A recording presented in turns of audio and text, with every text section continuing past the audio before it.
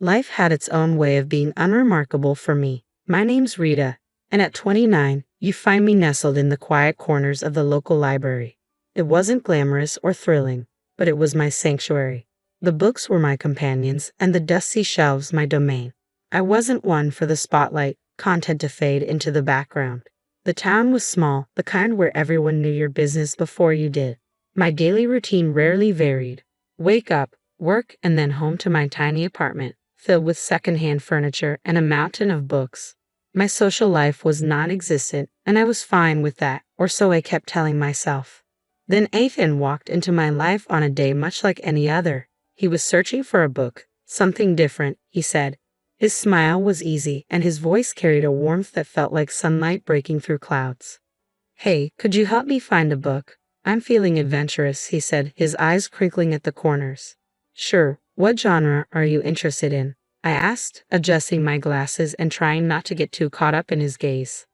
I don't know, surprise me, he replied with a grin that suggested he enjoyed the challenge he'd set before me. That was the beginning of everything. Our conversations became a regular part of my days. He'd ask about books and I'd recommend titles, but soon those chats shifted from the pages of novels to the details of our lives. Ethan was different. He listened in a way that made me feel seen for the first time in a long while. One day, he came in looking more determined than usual. You know, Rita, you're the most interesting person I've met in this town. Why do you hide in here all day? He asked, leaning on the counter with a playful challenge in his eyes. I laughed, a sound that felt strange even to my own ears. Well, where else would I go? This town isn't exactly bursting with excitement. Ethan's response was quick. Maybe you just need someone to explore it with. How about dinner tonight? My treat. I hesitated, not used to this kind of attention. I don't know, Ethan. Come on, what's the worst that could happen? You spend an evening out with a guy who enjoys your book recommendations. Plus, I promise to make it worth your while. You can show me this hidden gem of a town, he coaxed, his confidence infectious. Against my better judgment, I found myself agreeing. Okay, sure, but no fancy places. I don't do well with all that pomp. Ethan's smile lit up the room. I'll pick you up at 7. Wear something comfortable. That night changed everything. Ethan showed me parts of the town I'd never seen despite living here my whole life. He made me laugh, a deep, genuine laugh that I hadn't known I was capable of. He listened to my stories, my dreams, and my fears, never once making me feel small or insignificant. As we walked back to my apartment, he stopped and looked at me, a seriousness in his eyes. Rita, I know we've only just met, but there's something about you. You're not like anyone I've ever known. You're genuine, and in a world full of fakes, that's rare. I didn't know what to say. No one had ever spoken to me like that before. Ethan, He gently placed a finger on my lips. You don't have to say anything. Just know that I see you, Rita. I see the person you are, and I like what I see. Ethan became the sweet spot in my day, making everything seem brighter with his care and affection. He had a way of making me feel seen, calling me beautiful, kind, and smart, things I hardly believed about myself. It was his warmth that won me over, making the idea of forever seem not just possible but desirable. When he popped the question, it felt like a dream. Marry me, Rita. I can't imagine my life without you, he said, his eyes shining with sincerity. I didn't hesitate. Yes, I breathed out, feeling the swirl of excitement and disbelief. But before we could get lost in the whirlwind of wedding planning, there was one crucial step we had to take: meeting his parents. Ethan had given me a heads up, a sort of pre-warning. My folks have a bit of a high standard for who I bring home, but don't sweat it. They're going to love you once they see how amazing you are, he assured me. Though his words were meant to ease my nerves, I was a wreck before the meeting, rummaging through my wardrobe for something that said modest yet dignified. It felt like an impossible dress code to crack. Ethan, on the other hand, was the picture of calm, almost indifferent, as if the outcome of this meeting didn't weigh on him at all. You're overthinking it, Rita. Just wear what you're comfortable in, he said casually, which only frayed my nerves further. The day arrived, and I chose a simple blue dress that I hoped struck the right balance. As we drove to his parents' house, Ethan seemed more preoccupied with the music on the radio than the impending introduction. Are you sure they're going to like me? I asked, seeking reassurance. They'll come around.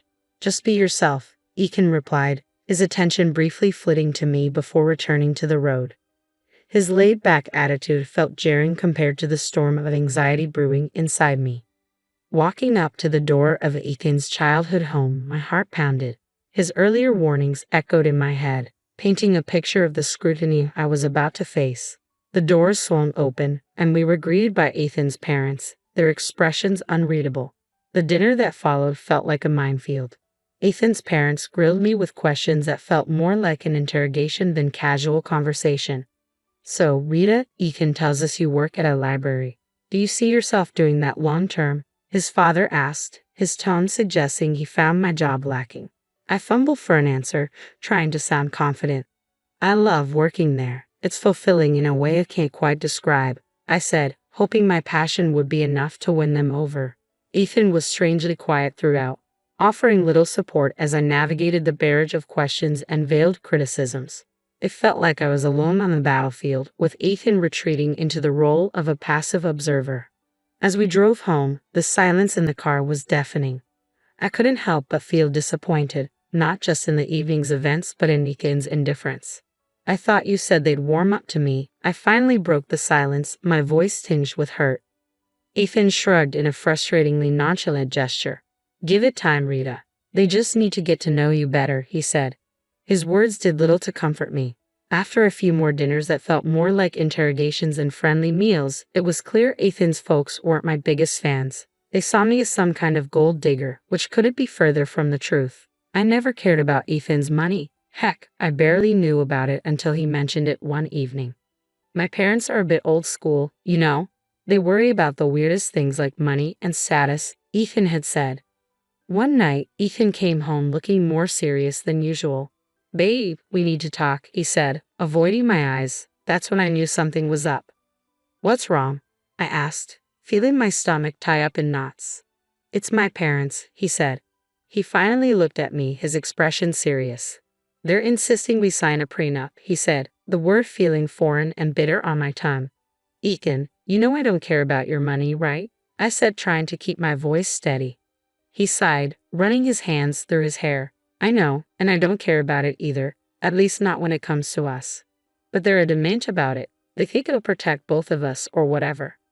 I was hurt, not going to lie. It felt like they were already betting on our failure.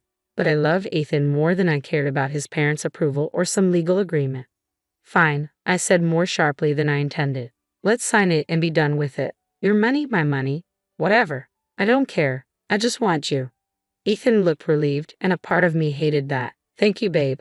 I hate this as much as you do, but it's just a piece of paper. It won't change anything between us." So we signed the damn thing.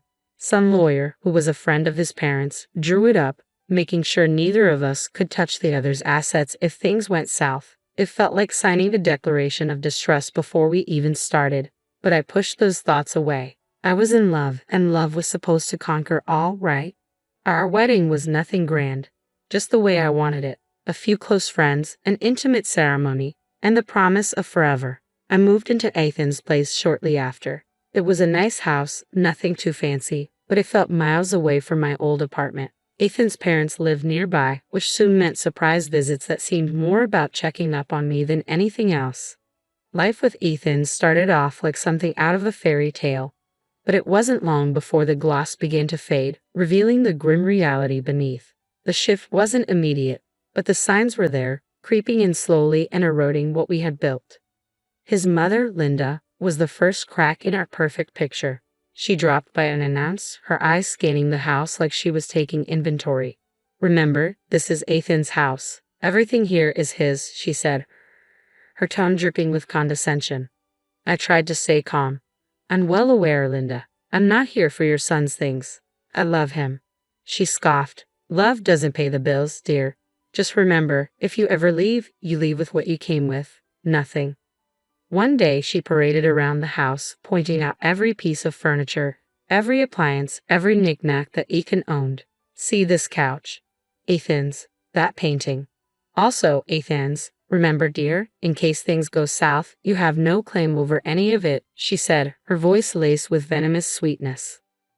It was as if she relished reminding me of my place in their world.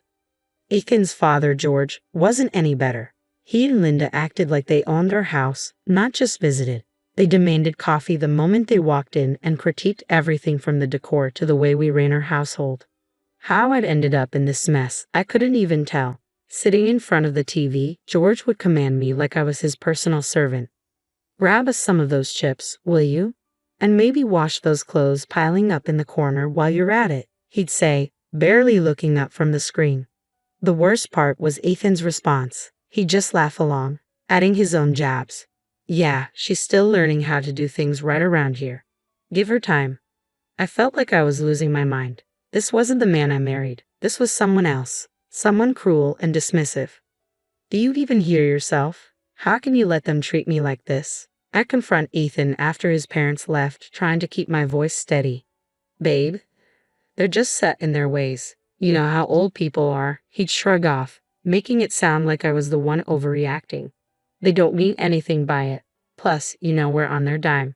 Can't bite the hand that feeds, right? That line hit me like a slap in the face. So, I was just the freeloader.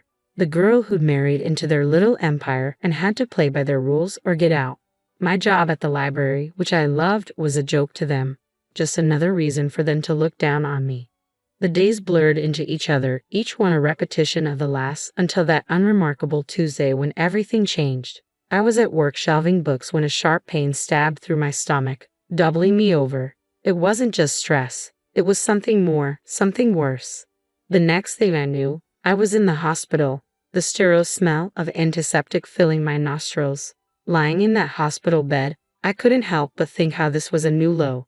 Alone in pain, with not a single message or call from Ethan. Just when I thought things couldn't get any darker, there was a knock on the door. A visitor. I never expected this. The man at the door was dressed in a suit, holding a briefcase that looked wildly out of place in the sterile hospital room. Yeah, that's me. Who are you? I asked, my voice weak and weary from the pain and relentless disappointment. I'm Michael Johnson, a notary. I have something important to discuss with you, he said, his tone formal but with a glint in his eyes that piqued my curiosity. Despite my situation, I motioned for him to continue. It's about your great-uncle Edward Turner. He passed away recently and you are his sole heir. He left you an inheritance. The words didn't make sense at first. Are you sure you've got the right person? I haven't seen him in 15 years. Michael nodded. Quite sure. He was a private man, but he always remembered you and wanted to make sure you were taken care of. Lying in the hospital bed, I felt a mix of confusion and anticipation as the notary began preparing to explain the specifics of my great-uncle's will. He cleared his throat, opened his briefcase, and laid out the documents. Rita, your great-uncle was a man of substantial wealth and taste. He left you quite the inheritance. Michael began, his voice steady. We're not just talking about cash, though there's plenty of that. $20 million, to be exact. I blinked, trying to process the numbers. $20 million? I echoed, my voice cracking. That's right, Michael confirmed, unfazed by my shock. But there's more. You're also inheriting shares in several major companies. These aren't minor investments. We're talking significant stakes in some of the most stable and profitable firms out there. My mind raced, struggling to grasp the enormity of it all. Owning parts of companies I'd only heard about on the news felt like a fantasy. And then there's the property, Michael continued, flipping through the papers. An old mansion in one of the most prestigious areas. It's not just any house, it's a historic estate with acres of land, and it's all yours now. I tried to imagine the mansion, a place I'd only ever seen in movies. It was overwhelming. Don't forget the antique car, Michael added with a slight smile, as if he anticipated my reaction. A classic, fully restored and in mint condition. It's a collector's dream. I was stunned. The weight of the news, the magnitude of the inheritance, was almost too much to bear. I chuckled, the situation feeling increasingly surreal. An antique car, too. What was I going to do with that? I barely drive as it is. Michael's smile widened. Well, it's yours to do with as you please. Maybe take it for a spin now and then. And then there's the furniture and paintings inside the house, he continued. Genuine antiques, some of them centuries old. Your great-uncle had an eye for the finer things in life. The room seemed to shrink around me, the air thick with the weight of the news. So, I'd inherited a fortune, a company, a mansion, an antique car, and a collection of art and furniture. That's unbelievable, I said, trying to wrap my head around it all. It's all yours, Rita, Michael assured me. Your great uncle wanted to make sure you were well taken care of. It seems he saw something special in you. Special. I felt anything but special, lying in a hospital bed after the worst few months of my life. Yet here I was, a millionaire many times over, entrusted with a legacy I hadn't known existed. Thank you, Mr. Johnson. This is a lot to take in. I don't even know where to start, I admitted, a mix of gratitude, disbelief, and overwhelming responsibility washing over me. We'll take it one step at a time, Michael said reassuringly. I'm here to help you through the entire process. As if on cue, my phone buzzed, Ethan's name flashing on the screen. Ignoring it, I turned back to Michael. What happens now? We'll need to process some paperwork, but the inheritance is yours, Michael explained. Your life is about to change, Rita. And change it did. After the unexpected windfall, Ethan and his family seemed to turn over a new leaf, or so it seemed. Their daily visits to the hospital felt like scenes from a sappy movie. Ethan, who hadn't been bothered to check on me before, now hovered constantly, adjusting my blanket with a concerned frown. How are you feeling today, love? He'd ask, his voice dripping with a sweetness that didn't quite reach his eyes. Linda, his mother, was even more theatrical, if that was possible. Darling, she cooed. I'm going to cook your favorite lasagna when you get home, Linda said, her smile wide but lacking warmth. It was all too sudden, too much. I played along, offering a weak smile and thanking them for their care, but suspicion gnawed at me, urging me to look beyond their facade. One day, I gathered the strength to follow them after their routine visit. My heart pounded with every step as I slipped out of bed and hid behind a corner, listening as their true selves unfolded. Without an audience, their laughter was harsh and jeering. Can you believe how easy it is? Ethan's voice was dripping with disdain. She's so clueless, just eating right out of our hands. Linda's voice was sharp as she outlined their plan. Make sure she has a baby with you, Ethan. Once she's tied to us with a child, she won't ever be able to leave. We'll have a real hold on her and her fortune. Their cruel, calculating words didn't shock me. Disappointment filled me, yes, but I wasn't surprised. They had shown their true colors, and I was done pretending otherwise. Silently, I returned to my hospital bed, their mocking words igniting a fire within me. They saw me as nothing more than a means to secure their future, but I wasn't going to play their game any longer. Lying there, a plan began to take shape, clear and firm. I would turn the tables on Ethan and his conniving family. They underestimated me, saw me as weak, but I was about to prove them wrong. Once discharged and back at the house, it felt strange, like stepping into a place that was supposed to be home but now felt alien. Ethan and his parents waited for me, their faces painted with false concern and eagerness. The atmosphere was thick with unspoken tension and expectation. Ethan broke the silence, his voice a mix of feigned sweetness and underlying greed. Babe, you're home. How are you feeling? We've been so worried about you. Ignoring the lump in my throat, I met his gaze, seeing the man I once thought I knew. I'm feeling better, thanks, but we need to talk. All of us. Linda, ever the actress, stepped forward with her hands clasped as if in prayer. Of course, dear. We're here for you, whatever you need. It was now or never. I took a deep breath and laid out my cards. I'm filing for divorce, Ethan, and before you ask, no, you won't see a dime of my inheritance. The room fell into a stunned silence, the air sucked out as if by a vacuum. Ethan's face went pale, his mask slipping to reveal his panic. Divorce? But why? I thought we were happy. Happy. The word tasted bitter on my tongue. You, your mom, and your dad have made my life a living hell. You've treated me like a servant, not a wife. And now you're suddenly worried about me because I'm worth something to you. Ethan stammered, struggling for words, but Linda quickly jumped in. This is nonsense. We've always treated you like family. You're imagining things, dear. I rolled my eyes, ready to stand my ground. I pulled the prenuptial agreement from my bag, waving it in front of Ethan. This, I said, is what saved me. You thought you could play me, but I'm not the naive girl you took me for. George, who had been silent until now, finally spoke. His voice was a mix of anger and defeat. You'll regret this. We're your family. No, I countered. You were never my family. A family doesn't treat one of their own like dirt and then turn sweet when money comes into the picture. I'm done here. Moving into my own place was a breath of fresh air I desperately needed. The apartment was small and cozy, a stark contrast to the life I had left behind. It wasn't just a new living space, it was my declaration of independence and a fresh start. The phone calls started almost immediately. Ethan was the first to reach out, his voice dripping with desperation. Rita, please, you've got to come back. We can work this out. I know we can. His pleas fell on deaf ears. I was done, and no amount of begging could change that. Ethan, it's over. I'm not coming back. You need to accept that, I said firmly, leaving no room for negotiation.